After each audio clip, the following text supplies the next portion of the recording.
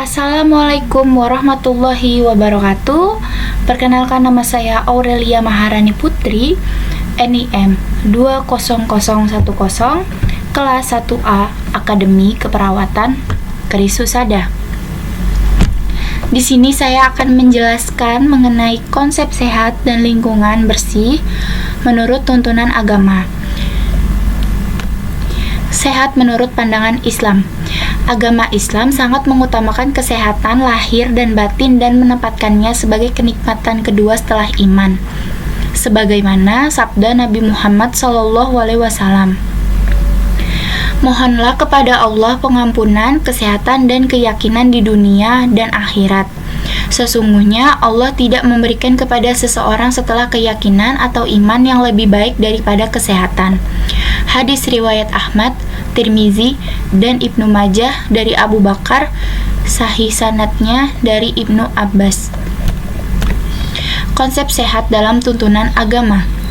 Abu Bakar Asy-Siddiq pernah berdiri di atas mimbar, kemudian ia menangis. Ia berkata, Rasulullah SAW pernah berdiri pada tahun pertama di atas mimbar. Kemudian beliau menangis, lalu bersabda, "Mintalah kalian ampunan dan kesehatan. Tak ada anugerah yang diberikan kepada seseorang setelah keyakinan, yaitu kesehatan."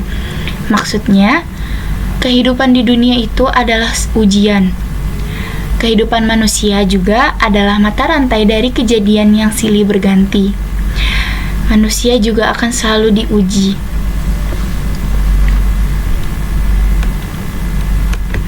Konsep sehat. Sehat dalam bahasa Arab yaitu al-shihah. Dalam Islam bukan hanya merupakan sesuatu yang berhubungan dengan masalah fisik atau jasmani, melainkan juga menyangkut psikis atau jiwa. Karena itulah mengapa Islam memperkenalkan konsepsi al-shihah wal-afiyat, artinya lazim diucapkan sehat wal-afiyat. Maksud dari konsep itu sendiri yakni suatu kondisi sehat di mana seseorang mengalami kesehatan yang paripurna, jasmani dan rohani atau fisik dan psikis. Jika makna sehat seluruhnya berhubungan dengan masalah fisik ragawi, maka makna al-afiyat ialah segala bentuk perlindungan Allah Subhanahu wa Ta'ala untuk hambanya dari segala macam tipu daya, atau menurut istilah Quraisy Shihab ialah berfungsi bagi seluruh anggota tubuh manusia sesuai dengan tujuan penciptanya. Sehat juga dapat kita artikan sebagai kondisi fisik di mana semua fungsi berada dalam keadaan yang sehat. Contohnya, mata yang sehat adalah mata yang dapat melihat apapun, membacanya juga tanpa menggunakan kacamata. Mata yang afiat adalah mata yang dapat melihat dan membaca objek-objek yang bermanfaat serta mengalihkan pandangan dari objek-objek yang terlarang. Karena itulah fungsi yang diharapkan dari penciptaan mata. Berikutnya ada prinsip-prinsip hidup sehat. 1. Senantiasa memelihara kebersihan lahir dan batin. Maksudnya, kebersihan adalah pangkal dari kesehatan. Nabi Muhammad SAW pernah bersabda, "Al-nadhafatu min al-iman." Kebersihan itu sebagian dari iman.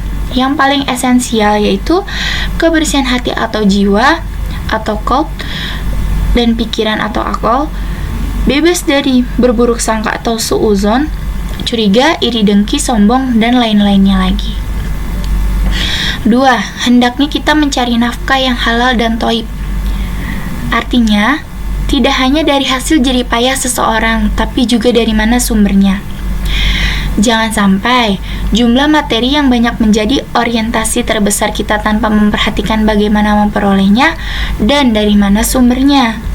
Yang ketiga, ada memohon perlindungan dan kesehatan kepada Allah Subhanahu wa Ta'ala atas apa yang kita konsumsi, seperti jangan makan yang berlebihan, makan makanan yang sehat, dan juga perbanyak lagi makan buah-buahan. Dan juga Nabi Muhammad SAW menganjurkan agar kita selalu mendinginkan makanan atau minuman sebelum kita makan atau kita minum. Selanjutnya saya akan menjelaskan mengenai kebersihan lingkungan. Kebersihan lingkungan di samping masalah kebersihan diri, Islam juga sangat memperhatikan kebersihan lingkungan yang ada di sekitar kita. Karena sebagai agama yang menjadi rahmat bagi sekalian alam, Islam tidak akan membiarkan manusia merusak atau mengotori lingkungan sekitarnya. Kebersihan lingkungan itu sendiri akan sangat berpengaruh terhadap keselamatan manusia yang ada di sekitarnya. Oleh sebab itu, menjaga kebersihan lingkungan sama pentingnya dengan menjaga kebersihan diri.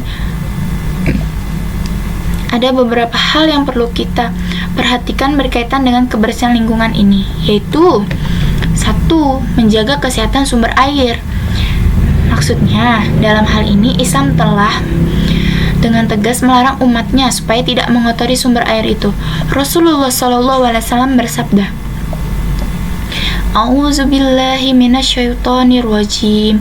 Bismillahirrahmanirrahim.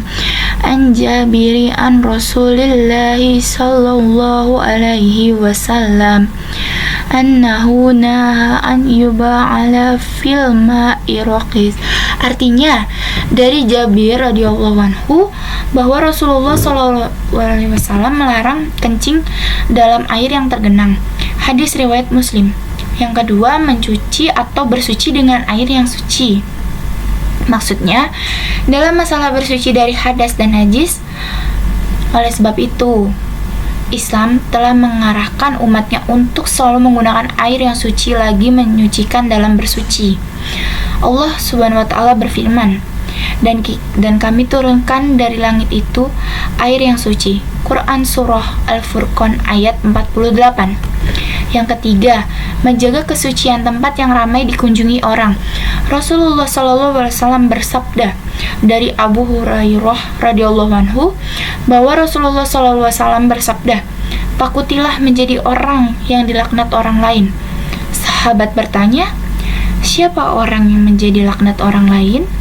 Rasulullah menjawab, yaitu orang yang buang hajat di tempat yang dilalui orang lain atau tempat berteduh orang lain. Hadis riwayat Muslim. Selanjutnya ada manfaat kebersihan lingkungan. 1. Terhindar dari penyakit yang disebabkan oleh lingkungan yang tidak sehat. Yang kedua, ada lingkungan menjadi jauh lebih sejuk. Yang ketiga, bebas dari polusi udara. Yang keempat, air menjadi lebih bersih dan aman untuk diminum. Yang kelima, lebih tenang dalam menjalankan aktivitas sehari-hari. Selanjutnya ada tanggung jawab manusia terhadap lingkungan. Firman Allah Subhanahu wa taala dalam Quran Surah Al-Baqarah ayat 36. Lalu keduanya digelincirkan oleh syaitan dari surga itu dan dikeluarkan dari keadaan semula, dan kami berfirman, turunlah kamu, sebagaimana kamu menjadi musuh bagi yang lain, dan bagi kamu ada tempat kediaman di bumi dan kesenangan hidup sampai waktu yang ditentukan, dan bagimu ada tempat kediaman di bumi, kesenangan hidup sampai waktu yang ditentukan. Sekian penjelasan dari saya mengenai konsep sehat dan lingkungan bersih menurut tuntunan agama. Apabila ada salah ucap dalam penjelasan, mohon dimaafkan. Terima kasih. Semoga bermanfaat apa yang saya sampaikan tadi. Wassalamualaikum warahmatullahi wabarakatuh.